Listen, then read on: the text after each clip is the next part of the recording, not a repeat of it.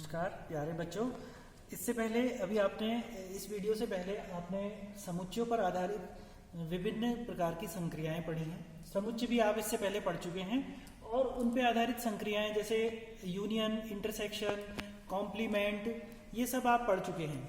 तो उसके आगे आज हम देखेंगे बच्चों समुच्चयों पर आधारित संक्रियाओं पर कुछ व्यवहारिक प्रश्न भी होते हैं। तो बच्चों समुच्चयों पर आधारित आपने संक्रियाएं पढ़ी हैं, यूनियन, इंटरसेक्शन, कॉम्प्लीमेंट, और इसके अलावा भी आपने a माइनस बी माइनस ए, इस तरीके की संक्रियाएं पढ़ी हैं।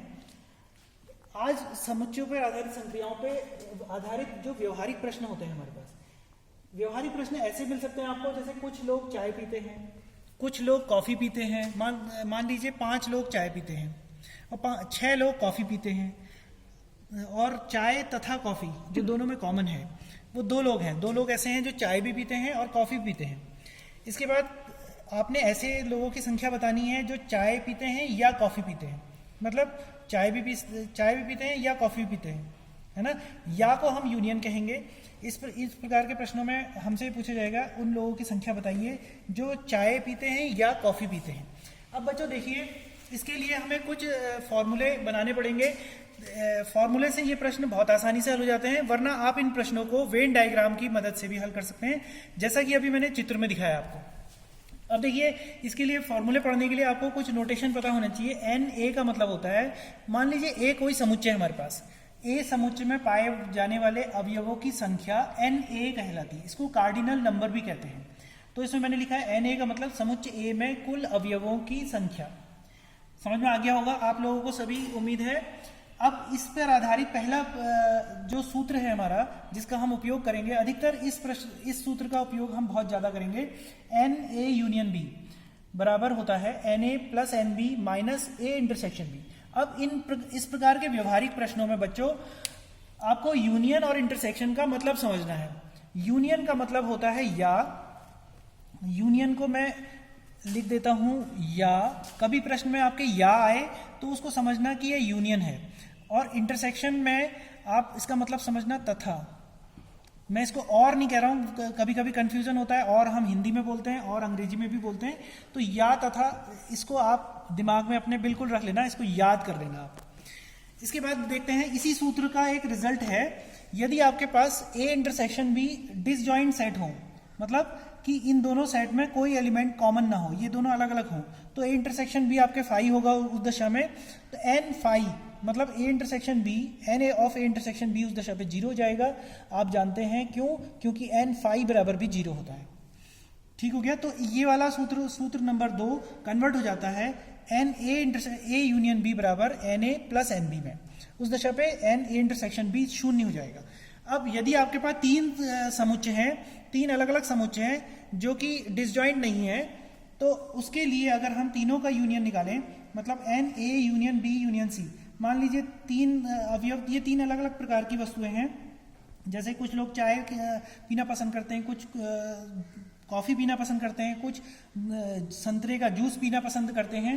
तो n A union B union C का अर्थ हो जाएगा उन लोगों की संख्या बताइए जो चाय, संतरे का जूस या कॉफी पीना पसंद करते हैं। तो ऐसी दशा में इन तीनों के यूनियन के लिए सूत्र लगेगा n A plus n B plus n C minus n A intersection B minus n B intersection C minus n C intersection A plus n A intersection B intersection C. इसको हम चित्र से भी intersection को बहुत आसानी से समझ सकते हैं। वेन डायग्राम की मदद से हम इसको इस प्रकार से समझेंगे। मान लीजिए हमारे पास ये 3 प्रकार के समुच्चय हैं, हमारे पास ये मिल रहे हैं हमें, ये ए है, ये बी है और ये सी समुच्चय है। अब आप देखते हैं कि हमने निकालना है n A union B union सी।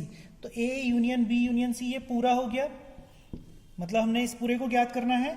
और एन ए का मतलब केवल ए के सदस्यों की बात हो रही है, ए के कुल सदस्यों की बात हो रही है। इसमें कुछ बी के भी शामिल हो सकते हैं, सी के भी शामिल हो सकते हैं। ये एन ए। एन बी का मतलब ये बी के, ये आप चित्र में देख रहे हैं कि ये बी के ही एलिमेंट यूज होंगे। इसमें कुछ ए के भी शामिल हो सकते हैं, बी कॉमन है, और सी के भी कॉमन हो सकते हैं, उससे कोई फर्क नहीं पड़ता। इसके बाद एन सी का मतलब भी वही है जैसा कि अभी एन ए और एन बी का मैं बता चुका हूँ। और एन ए इंटरसेक्शन बी का मतलब होता है, ए इंटरसेक्शन बी को मैं आपको चित्र में दिखा देता हूं ताकि आप इसको समझ जाएंगे शेडेड पोर्शन से ए इंटरसेक्शन बी है क्या। इसकी बात मैंने की नहीं थी अभी थोड़ी देर पहले। तो ए इंटरसेक्शन बी का मतलब हो गया ये ए है, अभी अपने दिमाग में सी को हटा दीजिए। जब आप ए इंटरसेक्शन बी की बात सोच रहे होते हैं तो सी को भूल जाइए कि सी भी यहाँ पे को प्रेजेंट है या नहीं है। तो ए और बी इन दोनों के बीच में जो कॉमन होगा वो आपके कहलाएगा ए इंटरसेक्शन बी।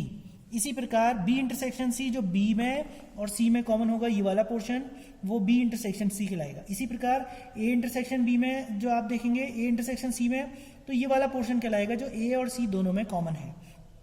इसके विपरीत अभी आप एक टर्म और भी देख रहे हैं इसमें, n A intersection B intersection C. तो n A intersection B intersection C का मतलब होता है, इंटरसेक्शन का मतलब होता है तथा। तथा का मतलब जो तीनों में कॉमन होता है। ये आप पढ़ भी चुके हैं पहले से कि इंटरसेक्शन का अर्थ क्या होता है। तो ये इंटरसेक्शन को दर्शाएगा, A intersection B intersection C, ये दिखाएगा एन। इसमें इसकी संख्या एन है। अभी हम इबारती प्रश्नों को इसके अलावा एक नियम और होता है बच्चों, जिसे कहते हैं D Morgan's law. D Morgan's law चौथा लॉ कहलाता है डी मॉर्गन्स लॉ। इसका भी हम कई जगह उपयोग देखते हैं डी मॉर्गन लॉ का। ये है क्या, ये कभी कभी हमारे पास ऐसा प्रश्न आता है ए इंटरसेक्शन बी, इस पूरे का हमें कॉम्प्लीमेंट सी से दर्शा देता हूं मैं कॉम्प्लीमेंट को। अगर ए इंटरसेक्शन बी का कॉम्प्लीमेंट अगर आपने दिखाना है तो ये होता है आपके n A complement union n A complement union B complement. इस तरीके से होता है। ये चिन्ह बदल जाता है, ये चिन्ह बदल जाएगा आपके, तो ये मिल जाएगा आपको चिन्ह। और ये क्या किसके बराबर हो जाएगा, n A complement plus n B complement minus n A complement intersection B complement. ये हम प्रश्नों की जरूरत के हिसाब से इसको बदल देंगे और इसका ही मान आप देखते हो, ये हो जाता है n U minus n A intersection B. ये भी इसका मान होता है। ये डी मॉर्गन्स लॉ कहलाता है। ये अलग अलग रूपों में उपयोग हो सकता है। तो एन ए यूनियन बी पूरे का कॉम्प्लीमेंट, इसको लिखना चाहेंगे हम तो ये हो जाएगा एन, इस दशा पे हम निकालेंगे n U minus n A union B, और हम इसको लिख सकते हैं एन यू यूनिवर्सल सेट में जितने भी मेंबर हैं माइनस, इसको लिखेंगे हम n A plus n B minus n A intersection B. ये कभी कभी इसकी जरूरत पड़ेगी हमें किसी प्रश्न में, तो हम इस मेथड से करेंगे बजाय इसके कि हम ये लंबी मेथड उपयोग करें। हम इस मेथड को अवॉइड करेंगे और हम माइनस वाली मेथड को ज़्यादा प्रेफर करेंगे क्योंकि इससे गलती होने के चांस कम रहते हैं। तो प्यारे बच्चों, इस प्रकार आप देखते हैं कि विभिन्न प्रकार के हम अपने व्यवहारिक जीवन में भी ऐसे प्रश्नों को हल कर सकते हैं। और रीजनिंग में भी कई कंपटीशन एग्जाम की रीजनिंग में भी इस प्रकार के प्रश्नों को पूछा जाता है जो समुच्चयों की संक्रियाओं पर आधारित व्यवहारिक प्रश्न होते हैं। धन्यवाद।